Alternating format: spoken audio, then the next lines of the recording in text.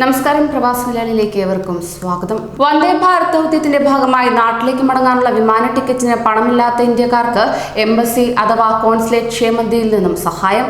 ടിക്കറ്റിനുള്ള സഹായം ആവശ്യമുള്ള സാമ്പത്തിക ശേഷി കുറഞ്ഞ പ്രവാസി ഇന്ത്യക്കാർക്ക് മതിയായ രേഖകളോടെ സമീപിച്ചാൽ എംബസി അല്ലെങ്കിൽ കോൺസുലേറ്റ് ക്ഷേമനിധിയിൽ നിന്നും സഹായം ലഭിക്കുമെന്ന് കേന്ദ്ര സർക്കാരിന് വേണ്ടി അസിസ്റ്റന്റ് സോളിസിറ്റർ ജനറൽ തിങ്കളാഴ്ച കേരള ഹൈക്കോടതിയിൽ ജസ്റ്റിസ് അനു ശിവരാമന് ഉറപ്പു നൽകി.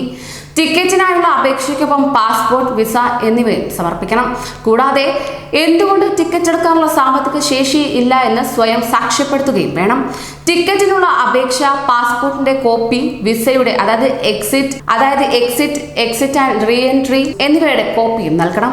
അതാത് രാജ്യത്തെ തൊഴിൽ അല്ലെങ്കിൽ താമസ ഐഡിയുടെ കോപ്പി, അപേക്ഷകരുടെ ഫോൺ നമ്പർ എന്നിവ സഹിതം അതാത് എംബസി കോൺസുലേറ്റുകളിലാണ് അപേക്ഷ സമർപ്പിക്കേണ്ടത്.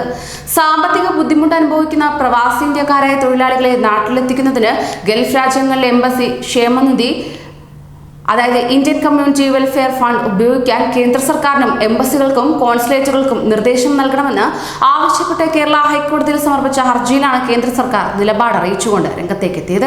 വടകര പാലൂളിത്താഴയിൽ ജിഷ, തിരുവനന്തപുരം മടവൂർ പുലിയൂർക്കോണത്തെ ഷീബ, മൻസിലിൽ ഷീബ, കോഴിക്കോട് ഒഞ്ചിയം പുലിക്കോട്ട് കുനിയിൽ വീട്ടിൽ മനീഷ, മനുഷ്യാവകാശ പ്രവർത്തകൻ ജോയ് കൈത്താരത്ത് എന്നിവരാണ് ഹർജി സമർപ്പിച്ചത്. Advocate P Chandrasekharan, advocate John K George, advocate R Muralidharan എന്നിവരാണ് ഹർജിക്കാർക്ക് വേണ്ടി കോടതിയിൽ ഹാജരായത്.